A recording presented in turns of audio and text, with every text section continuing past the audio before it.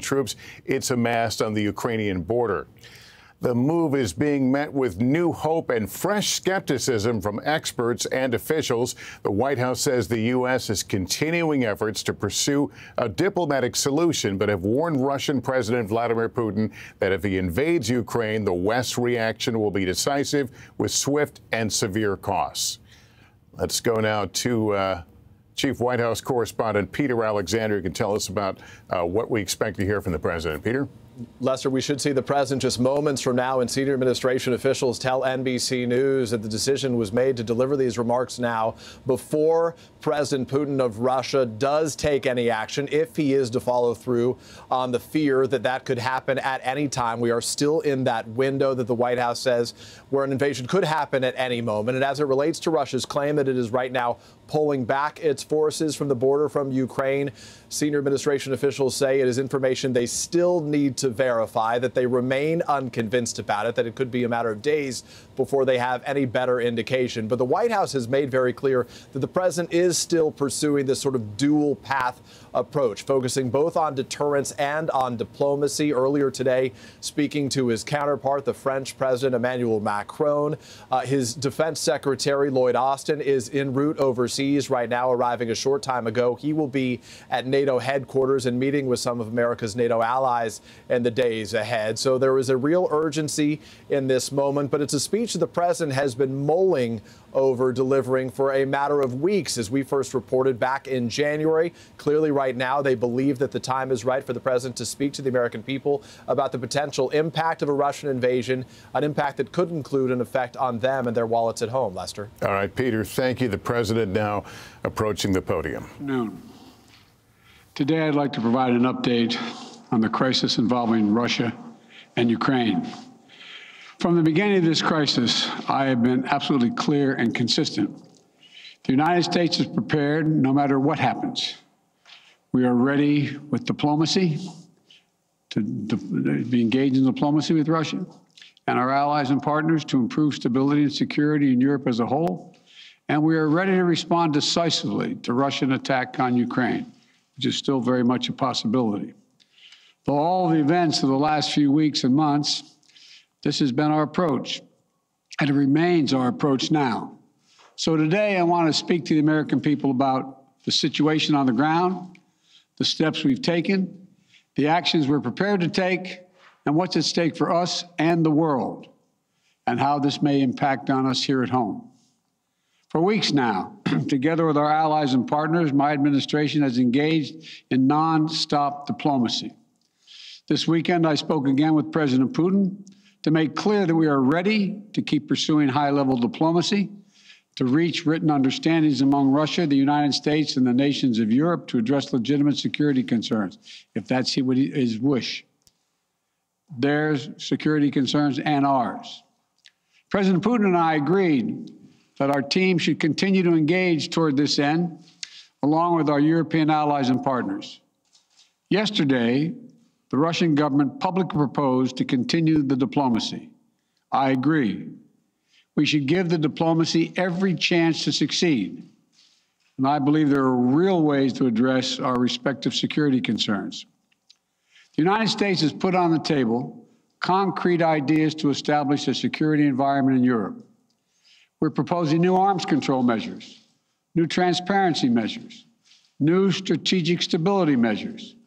These measures would apply to all parties, NATO and Russia alike. We're willing to make practical, result-oriented steps that can advance our common security. We will not sacrifice basic principles, though. Nations have a right to sovereignty and territorial integrity. They have the freedom to set their own course and choose with whom they will associate. But that still leaves plenty of room for diplomacy and for de-escalation. That's the best way forward for all parties, in our view.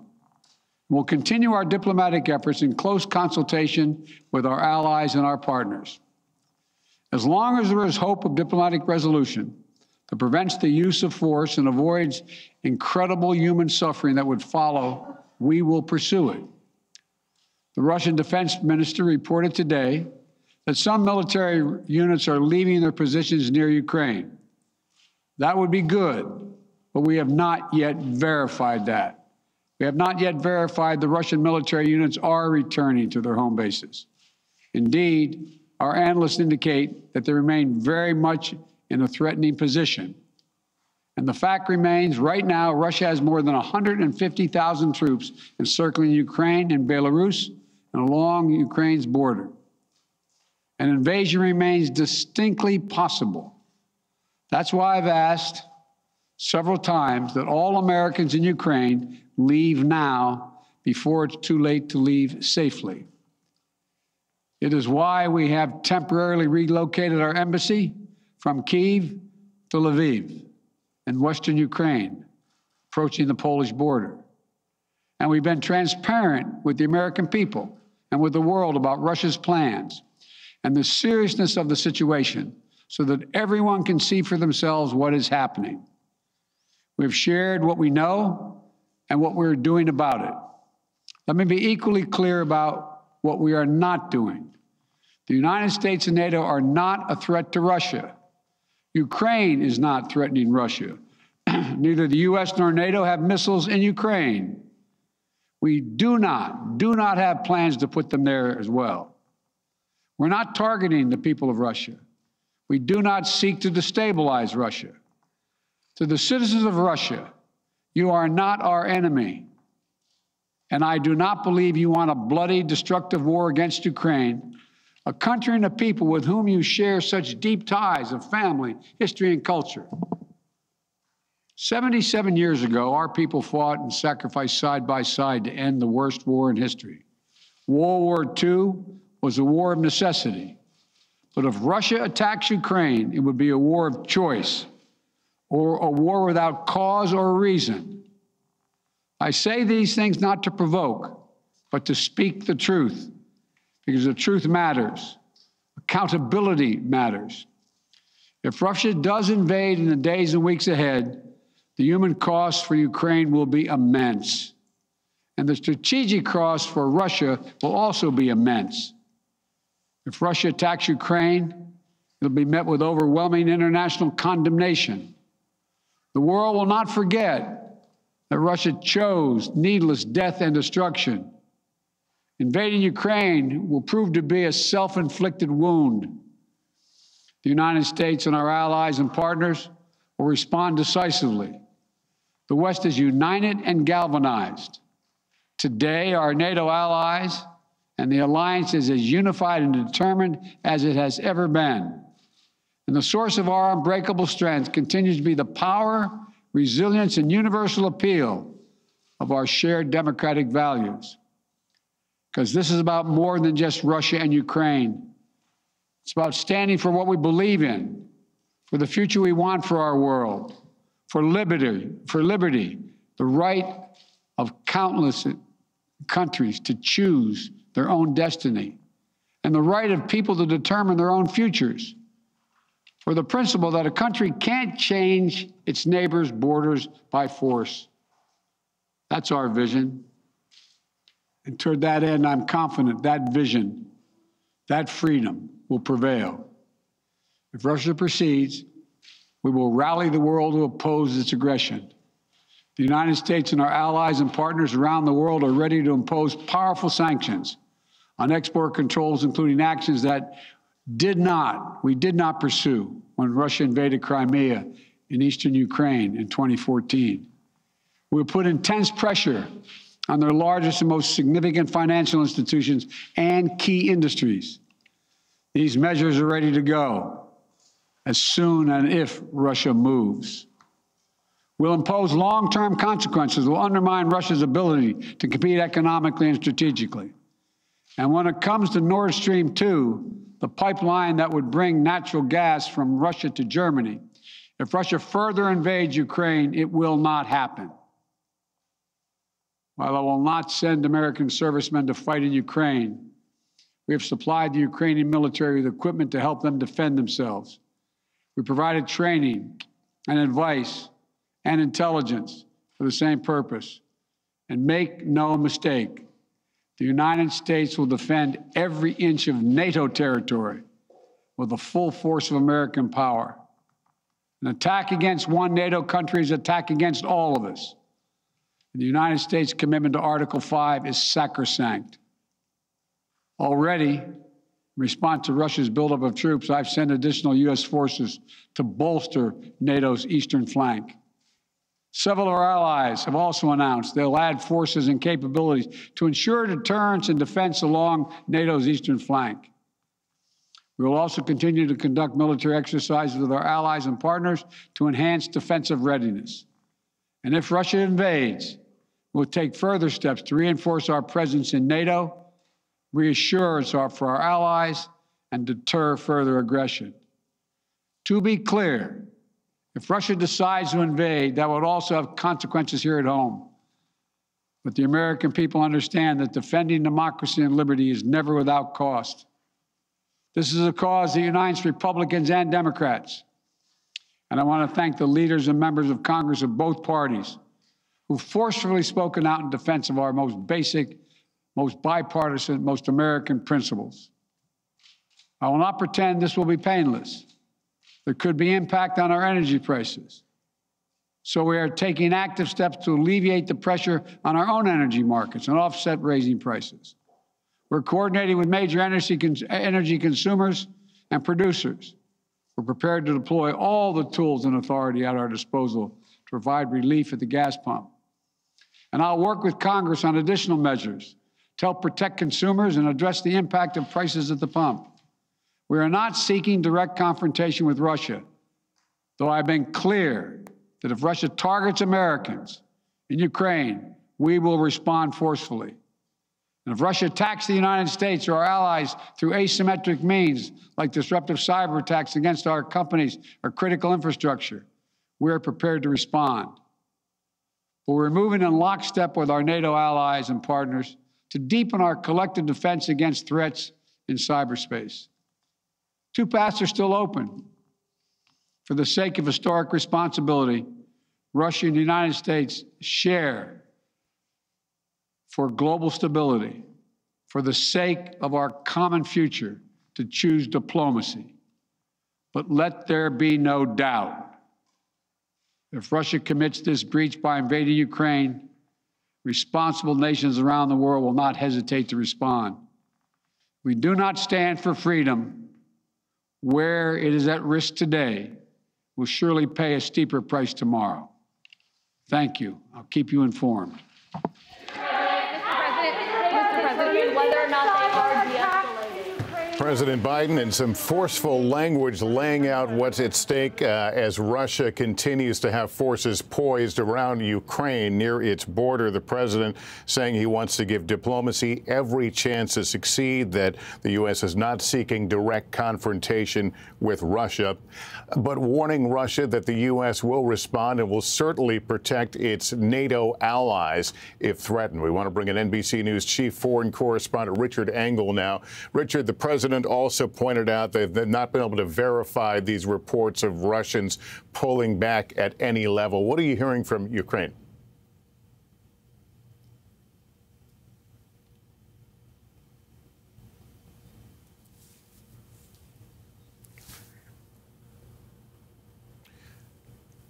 We don't have it. All right, we don't hear Richard Engel right now. Let me go to NBC's chief foreign affairs correspondent, Andrea Mitchell, right now. And Andrea, it seemed like language on a level that we have not seen about this from the president. What are your thoughts? No, exactly. What I think Richard would be reporting, and we're going to try to connect with him, is that there is no sign, according to U.S. intelligence, and that the president said it very clearly, no sign that Putin is pulling back. My reporting is that top officials believe that he is prolonging this. He has tremendous advantages. He has surrounded Ukraine. And this is the real warning from the President of the United States that if it's in a matter of days that he were to invade or weeks, we will respond. It will be more forceful than anything you have ever seen in terms of the economic pressure, the pipeline, all the rest, banking, other kinds of sanctions, but also what NATO can also bring to bear to support the NATO countries, and that the U.S. is going to be supporting, I understand, insurgencies inside Ukraine. They have, as the Washington Post first reported today, done several tabletop exercises exactly for this scenario. What would Russia do? Would Russia try to prolong it? Putin knows that there is a gathering, an international gathering of the top European military, defense, and national security officials starting in Munich this Thursday and Friday. I'll be heading there. Secretary Blinken is heading there. And he certainly does not want to invade on the day before or during. He's also been outed, and it's really very important. So much intelligence has been declassified, Lester. They have basically signaled all of his moves in advance. So he would want to preserve some element of surprise. But as Courtney Kuby first reported on our network several days ago, he has multiple paths to surround Ukraine, and in the short term could get to Kyiv, could even topple the government. There are all kinds of scenarios.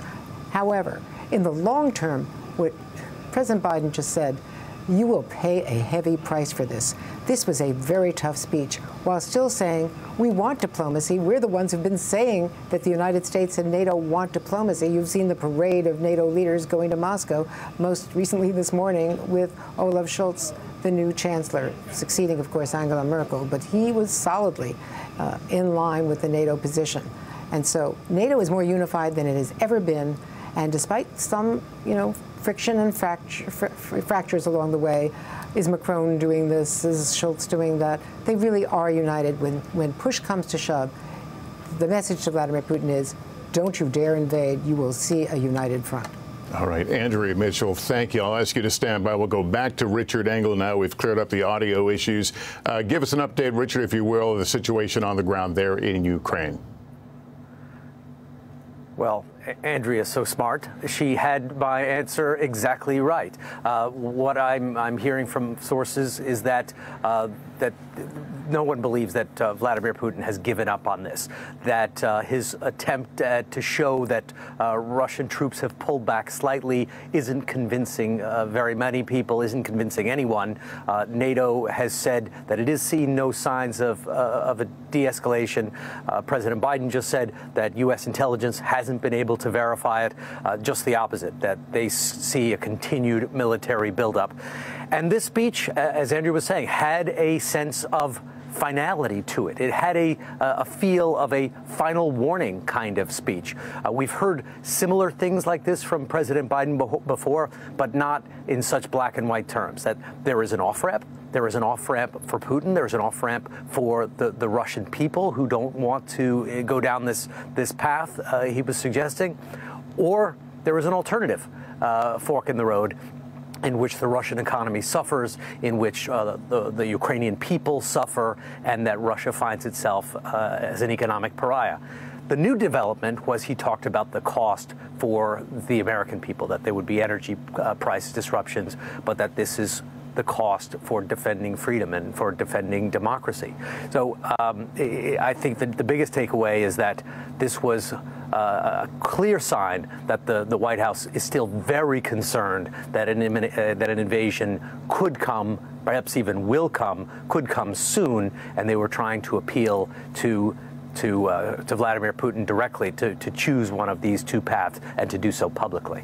All right. Richard Engel, I'll ask you to stand by as well. I want to bring in NBC National Security and Military Affairs correspondent Courtney Kuby, who is at the Pentagon for us. Courtney, when I spoke to the president last week, I raised this idea about the danger of Americans being somehow cut off or stranded in Ukraine. He warned that putting American troops on the ground could signal a wider war. But he seemed to be sending a direct warning to Russia against harming any Americans. Do we know, are there plans to protect Americans beyond evacuating at the border?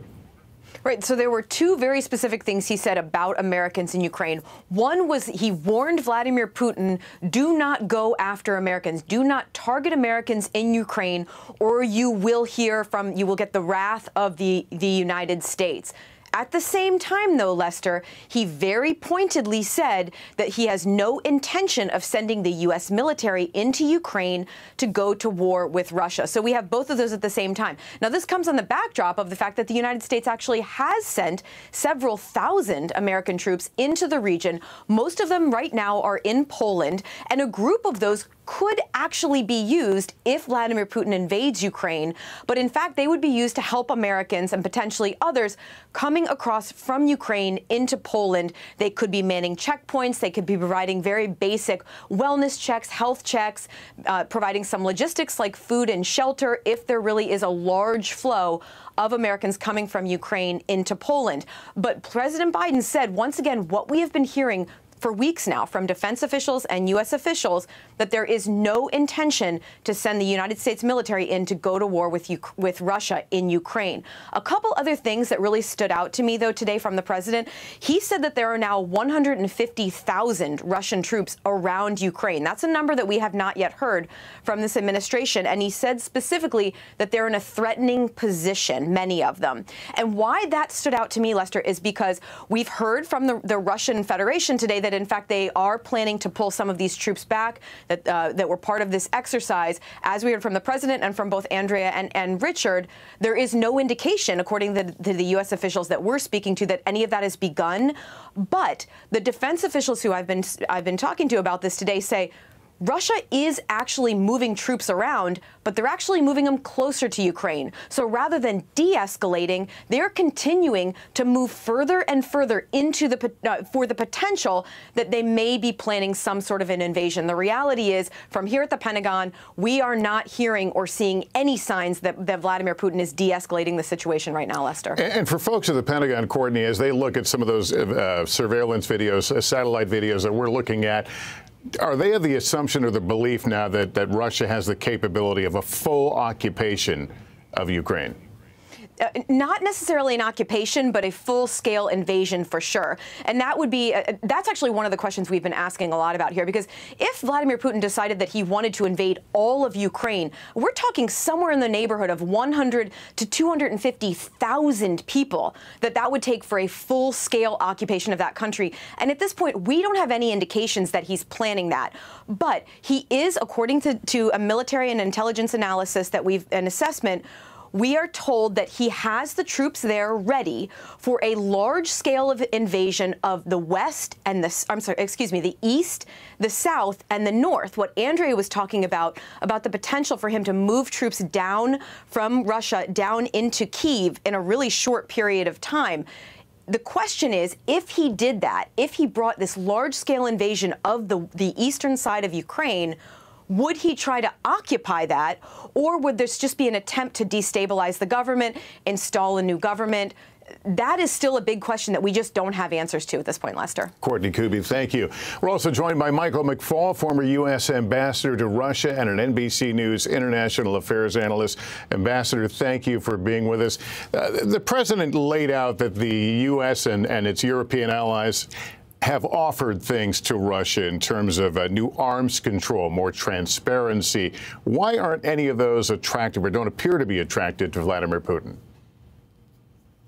Well, first, Lester, I thought it was a very important speech for the president to explain to the American people what we are doing and what we're not doing. Other officials have done that. Secretary Blinken gave a great speech in Berlin saying basically the same thing. This time, the president said it to the American people. I thought it was a really effective speech. With respect to your question, he went farther today, a little bit farther, in intimating what they sent in those private channels in response to Putin's treaties. And it's clear to me that the United States government and our allies are prepared to have a serious negotiation with Putin about everything related to European security, including Ukraine, and probably farther than some of their critics would like them to go, by the way, Lester. That is because they want to negotiate. They're trying to do everything they can to prevent war. And then it puts Ukraine in this situation. Is there any advantage, or what would the result be if Ukraine were to say, okay, we don't want to be part of NATO? Well, that would be very difficult for President Zelensky to do. Remember, Ukraine's a democracy. His critics would oppose him. It's written into the Constitution that they have aspirations to join NATO. So I think politically that would be very difficult for him to do. But sometimes effective diplomacy is to agree to disagree and to live with ambiguity. I think there's a path forward here for Putin, Zelensky, Biden, the NATO alliance to live with that ambiguity if Putin wants to negotiate. And it all comes down to that question. Does Putin want to negotiate, or has he already decided that he wants war? Is there a face-saving alternative for him to exit, to back off these troops and still be able to go home and claim some measure of victory? Oh, absolutely. If we invited Putin to sit down to a big European security conference, like the Soviets did in Helsinki in 1975, that would be a major symbolic achievement for President Putin to say that we're finally listening to all of his complaints that he's had over the last 20 years. So he doesn't have, and remember, he doesn't have opponents. It's an autocracy. He doesn't have to worry about saving face. But I do think if he wants to take that off-ramp, he could sell it as a major victory for Russian national security interests. All right, Ambassador McFaul, thank you very much. That concludes our coverage of President Biden's remarks on Russia and Ukraine. We'll, of course, have much more when I see you tonight on NBC Nightly News. You can watch MSNBC, NBC News Now, or go to NBCNews.com for updates throughout the day. I'm Lester Holt, NBC News, New York. Good day, everyone.